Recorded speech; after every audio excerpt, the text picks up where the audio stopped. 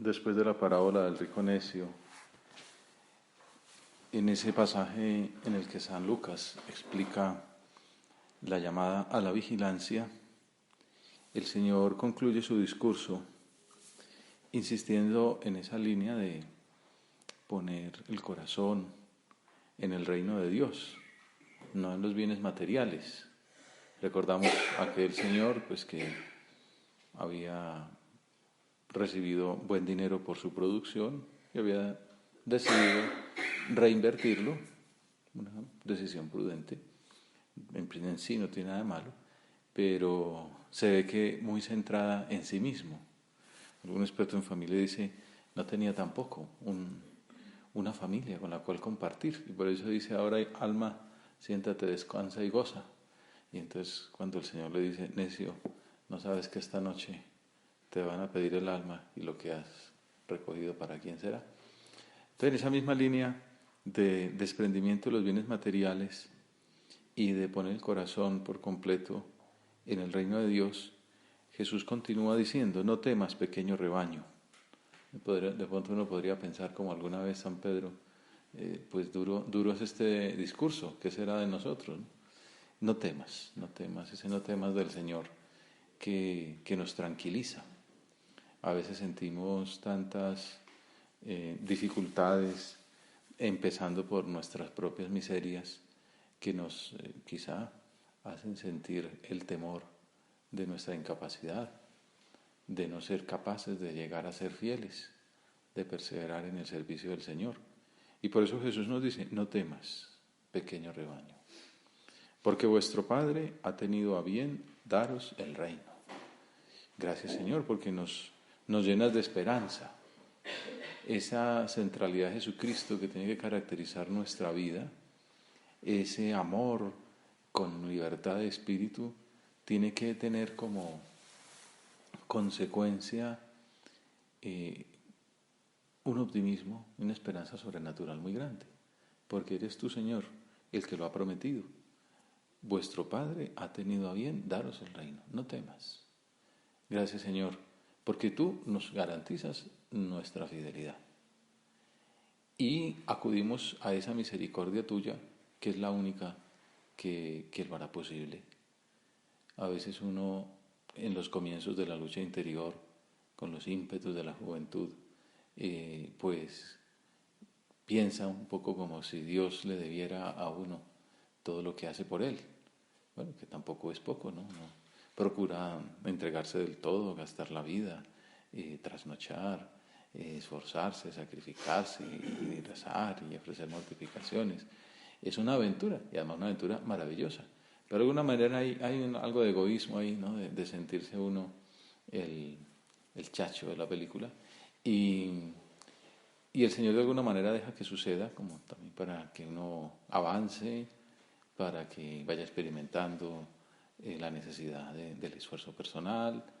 Pero luego, conforme pasa el tiempo, Dios juega con uno, como con niños chiquitos, como hace una mamá que va dando poco a poco alimentos más sólidos, ¿no?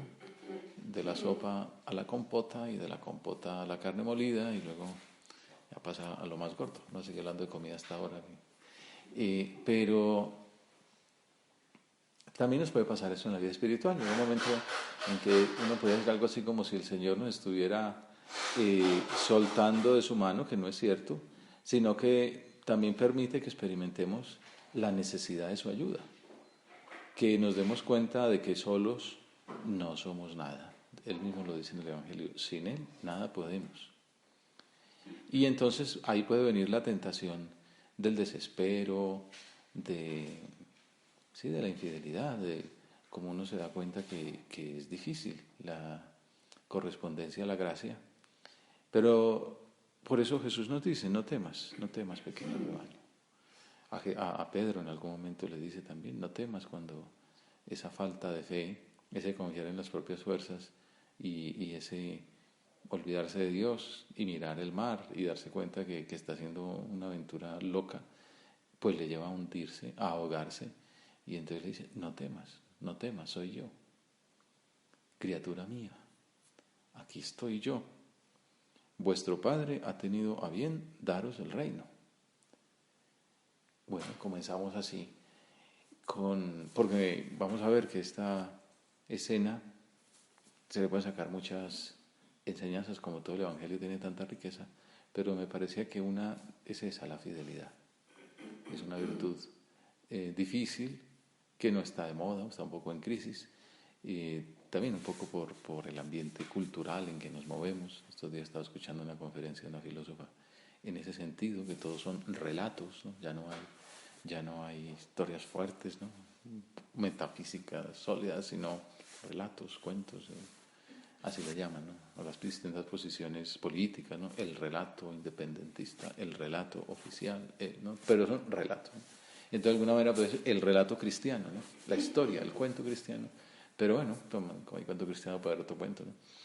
No, el Señor nos dice, no temas, pequeño rebaño, vuestro Padre ha tenido a bien daros el reino, ¿no? Y esto no es un relato, esto es la palabra de Dios, que no se contradice y que es eficaz y verdadera. La fidelidad es una virtud que el Señor nos garantiza, obviamente, con nuestra respuesta libre, no nos va a obligar. Y para eso, de alguna manera, comienza invitándonos a desprendernos de nosotros mismos, de nuestras posesiones, de nuestras seguridades, porque de alguna manera, esto que decía al comienzo, uno dice, bueno, yo como soy inteligente, o yo como tengo este abolengo familiar, o yo como tengo estas virtudes de laboriosidad, o bueno, yo como tengo estos tesoros, yo los saco adelante, ¿no? Mis talentos. Bueno, el Señor también nos dice que los talentos hay que hacerlos rendir y duplicar, ojalá. Pero aquí que dice, vended vuestros bienes y dad limosna. Obviamente está hablando de lo material, pero también de alguna manera lo podemos aplicar así. Para ser fieles, desprendámonos también de nuestra capacidad. Peguémonos más de Dios. Haceos bolsas que no se estropeen y un tesoro inagotable en el cielo. Sí, no confiemos en el carro que tenemos, no confiemos en los títulos, confiemos en el Señor. Confiemos en las virtudes que Él nos da, en la gracia. Ya sabemos que, desde luego, también es muy importante nuestra aportación, ¿no? Esa conjunción, ¿no?, de la mano de Dios con nuestra propia obra, pero con el protagonismo de la gracia, la primacía del Señor. Porque donde está vuestro tesoro, allí estará también vuestro corazón. Señor, que nuestro corazón esté en ti, que nuestro tesoro esté en ti, en la gracia. ¿Me sirve para aumentar la gracia? Lo tomo. ¿Pone en peligro mi comunión con Dios? No me interesa. Aunque ofrezca 1000 cantos de sirena, aunque parezca muy placentero, aunque sea divertido, aunque quizá no sea grave la separación del camino, no me interesa, porque yo quiero tener mi tesoro en el reino del Padre. Señor, ayúdanos a enderezar el camino, a que nuestro tesoro esté puesto en ti, en el reino, en la comunión contigo, Padre, Hijo y Espíritu Santo, con la Virgen Santísima, con San José, con los santos, con los ángeles, con mis hermanos los hombres, desde esta perspectiva, ¿no?, con una misión de llevarlos al cielo, de santificar este mundo, de reconciliarlo contigo, de embellecerlo, de hacer tu voluntad. ¿Dónde está vuestro tesoro? Que ese sea mi tesoro. Y no las cosas de abajo, los placeres mundanos, la búsqueda de mí mismo, de mi comodidad, de mi sensualidad, de mi egoísmo, de mi prestigio. Que mi tesoro esté en ti, Señor. Y de esa manera que mi corazón no salga de tu corazón. Que todos los amores terrenos pasen por tu corazón. Que yo quiera todas las criaturas, todo lo grande y bueno de este mundo, porque también ese es el materialismo cristiano. No es que le demos la espalda a la belleza natural, a la ecología, a los dones de la tierra, a la tecnología, a la ciencia contemporánea, a la cultura, a la belleza, sino que todos esos placeres, a la amistad humana, el cariño de los hombres, todo eso, Señor, todos esos amores, pasándolos por tu corazón. quererlos como los quieres tú, quererlos en ti, que me ayuden a llevarlos a ellos a ti y que me ayuden a llegar a ti. Si no, no me interesa. Una señal clara de que ansiamos el reino como el mayor don de Dios, de que tenemos puesto en él nuestro corazón, es que estamos vigilantes y preparados para la venida del Señor. De que no estamos, pero es un peligro estar pensando en el hoy, ahora, como que la planeación va, que digo yo, quizás hasta fin de año, a esta altura ya uno empieza a planear la Navidad y todo. Pero no, hay que planear es el día del juicio. Eso de San José María que marcaba como su ideal, ¿no? Que yo para qué nací. Y eso es un clásico del siglo de oro español, yo para qué nací, para salvarme. Es tenerlo claro en la vida, ¿no? Yo para qué nací, para que Jesús se ponga contento cuando me tenga que juzgar.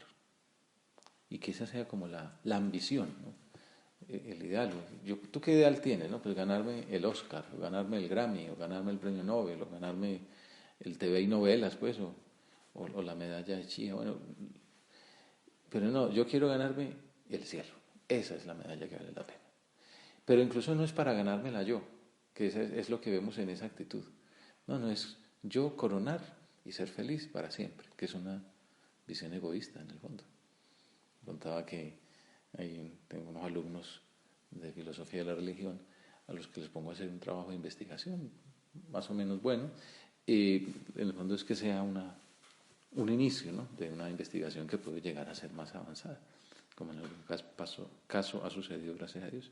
Y una de estas alumnas decía que es un tema clásico no clásico, reciente de la filosofía, que es la crítica a la moral cristiana, pues el cristiano se porta bien por amor al bien o por egoísmo. Es una pregunta buena, ¿no? O sea, usted tanto rezar es porque quiere a Dios o para no condenarse. Y si uno se descuida es por egoísmo.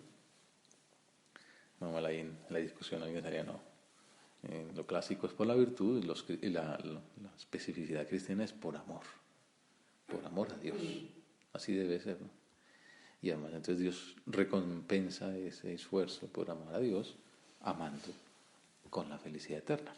Pero es tener en la cabeza, yo quiero que Jesús se ponga feliz cuando me tenga que juzgar. Pues Dios no es un hombre que va cambiando de emociones, es una manera de decir que está presente en la Biblia, ¿no?, que se llama el antropomorfismo.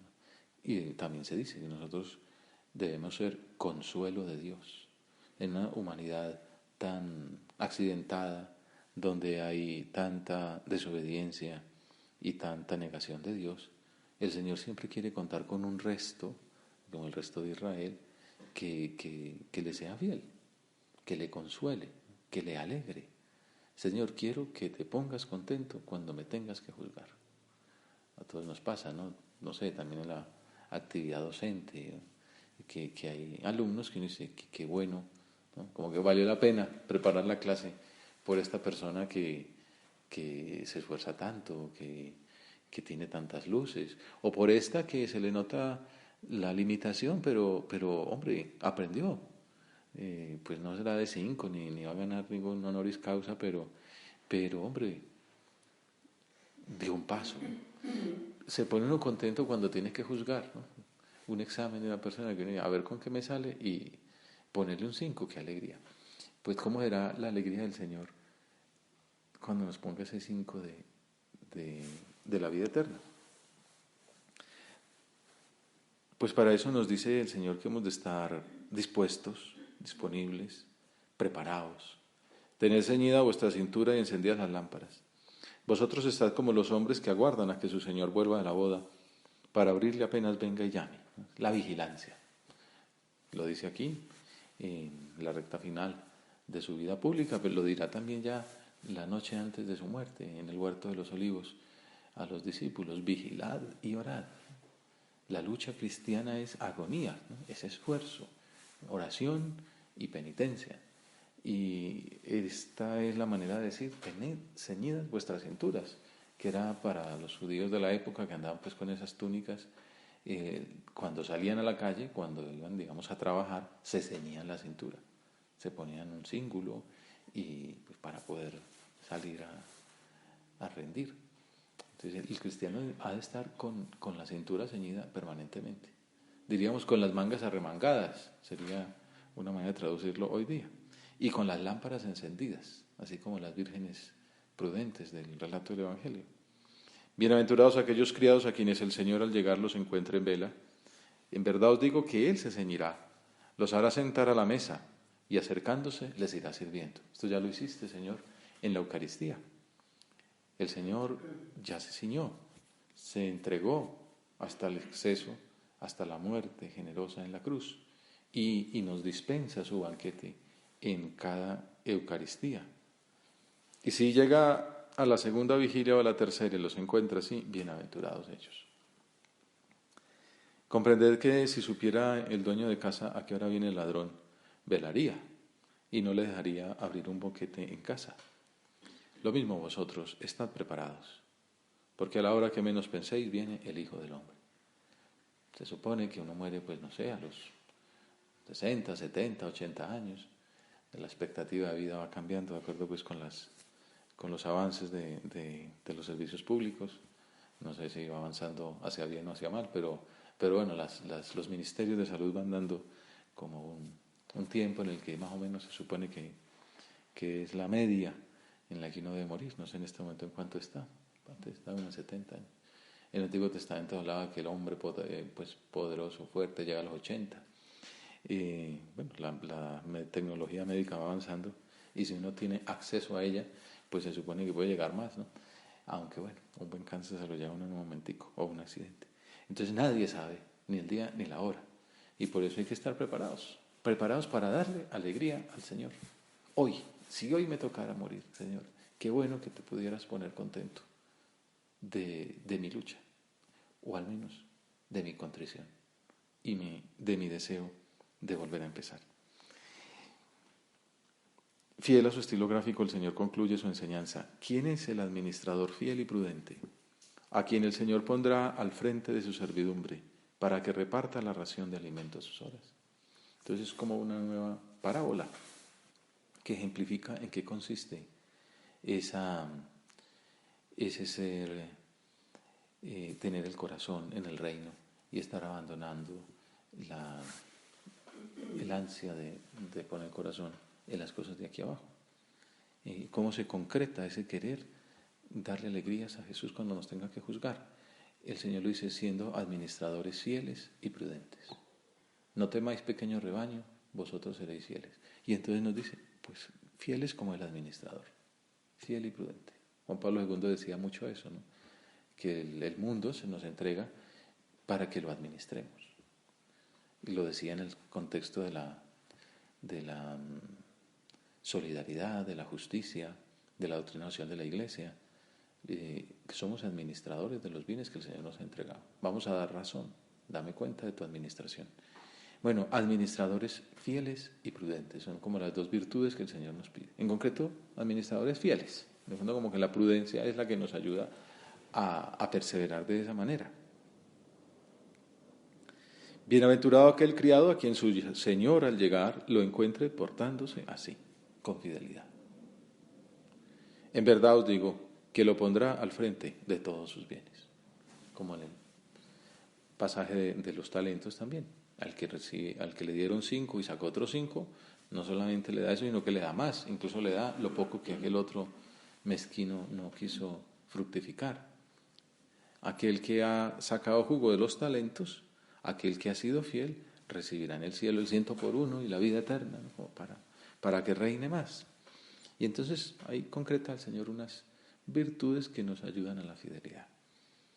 Para que seamos buenos administradores, fieles y prudentes, hemos de ser laboriosos, previsores, obedientes y responsables.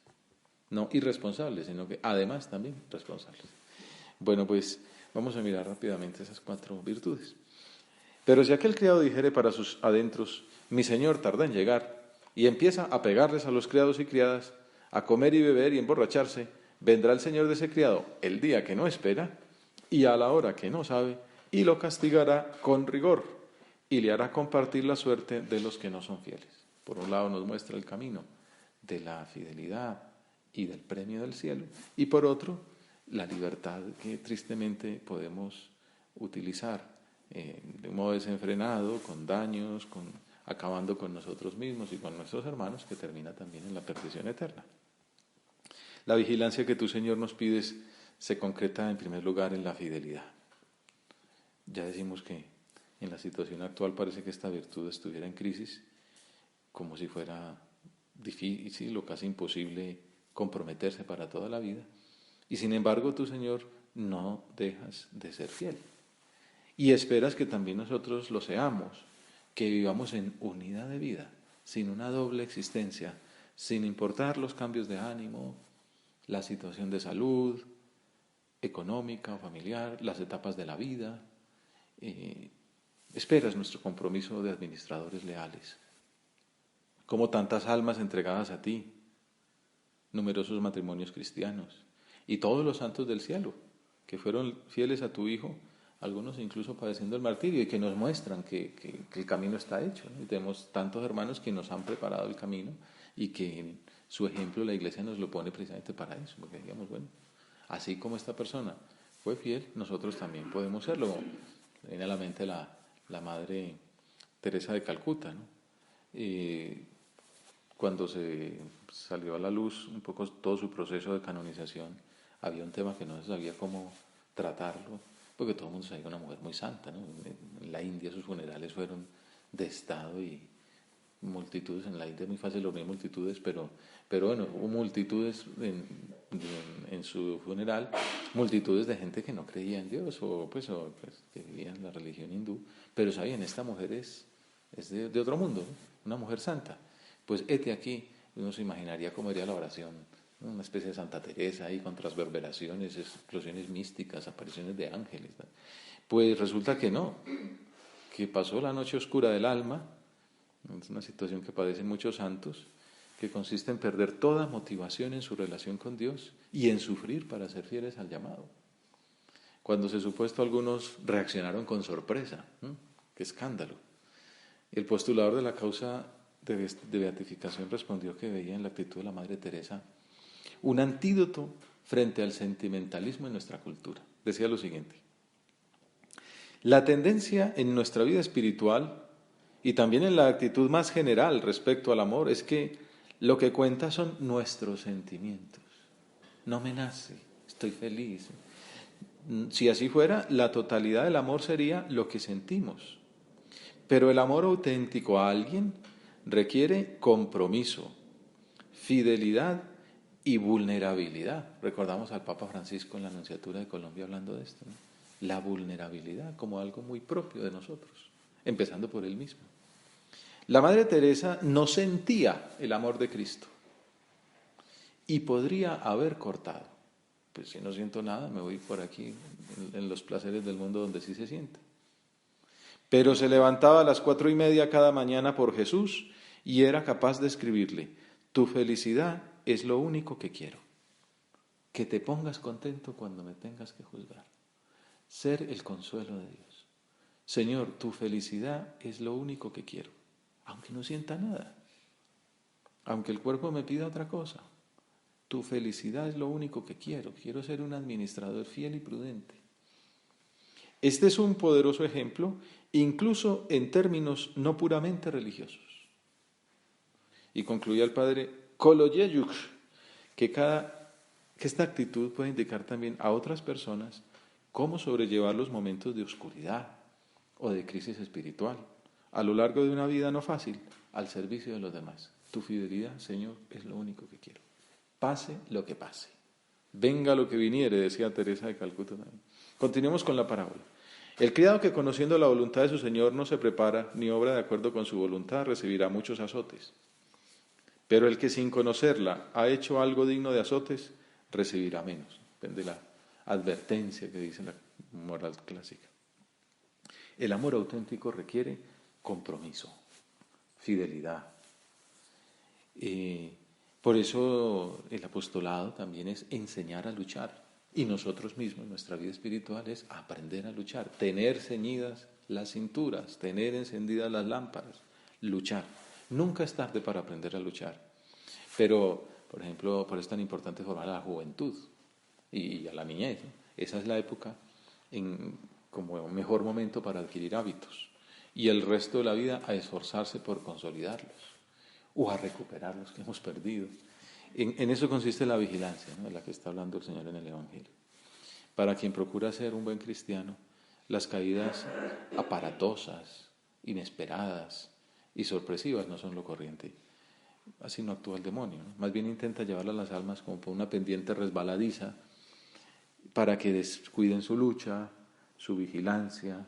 Un día retrasamos la oración porque estamos un poco indispuestos, otro porque tenemos muchos quehaceres, al siguiente porque tenemos necesidad de ese tiempo para el apostolado, dijéramos, paradójicamente. Y cuando menos pensamos, comenzamos a ceder en puntos de mayor envergadura y nos concedemos una compensación por aquí, una cosa de sensualidad por allá, y se nos hacen cuesta arriba las prácticas que antes vivíamos con gusto, aunque costaran, y las pasiones, la soberbia y la impureza, por ejemplo, aparecen con insidia renovada. La impureza también se le llama así, soberbia oculta, lujuria manifiesta. Resurgen de nuevo los respetos humanos, las justificaciones, tampoco hay que ser fanáticos, no se trata de ir muy rápido, etc. Por eso Jesús nos invita a la vigilancia, a recomenzar, a cuidar la lucha en lo pequeño, que no se acabe el aceite en la alcuza, para que después no caigamos en lo grande. Dice Surco, mucho duele al Señor la inconsciencia de tantos y de tantas que no se esfuerzan en evitar los pecados veniales deliberados. Es lo normal, piensan y se justifican, porque en esos tropiezos caemos todos. Óyeme bien, también la mayoría de aquella chusma que condenó a Cristo y le dio muerte empezó solo por gritar como los otros, por acudir al huerto de los olivos con los demás. Al final, empujados también por lo que hacían todos, no supieron o no quisieron echarse atrás. Y crucificaron a Jesús. Ahora, al cabo de 20 siglos, no hemos aprendido. Bueno, pues se nos está acabando el tiempo y vamos a pedirle al Señor que nos ayude, que aprendamos a hacerlo feliz, que aprendamos a darle alegrías, en concreto, pues con esas virtudes que ya no podremos ahondar en ellas, pero son como puntos concretos de lucha. Los administradores fieles y prudentes son aquellos que se esfuerzan por ser laboriosos, previsores, obedientes y responsables, aquellos que dan la ración adecuada a la hora de vida, a los que su Señor al llegar lo encuentra portándose así, laboriosidad en primer lugar. Algún detalle podemos sacar de virtud del trabajo, una virtud que tiene que caracterizarnos a los que hemos de santificar el trabajo ordinario. Dar la ración a la hora adecuada. Haz lo que debes y está en lo que haces. Hoy, ahora. No dilatar los plazos, no dejar cosas para después, no distraernos, por ejemplo, con el tema de la navegación en Internet mientras trabajamos. Hacer rendir el tiempo. 1 hora de estudio para un apóstol moderno es 1 hora de oración. Laboriosidad, previsión y obediencia no se contraponen, la creatividad y la obediencia. Es más, para obedecer hace falta iniciativa, porque esa virtud requiere hacer propia la voluntad del que manda. ¿Qué más la prensa tiene la virtud de la obediencia? Y resulta que Jesús la alaba como una característica importante de la fidelidad. Y nos da ejemplo. Obedeció, como dice San Pablo, hasta la muerte y muerte de cruz. Acudamos a nuestra Madre Santa María, Virgen fiel, para que ella nos alcance la prudencia, la laboriosidad y la obediencia que permitan decir al Señor cuando nos tenga que juzgar: bien, siervo bueno y fiel, entra en el reino de tu Señor.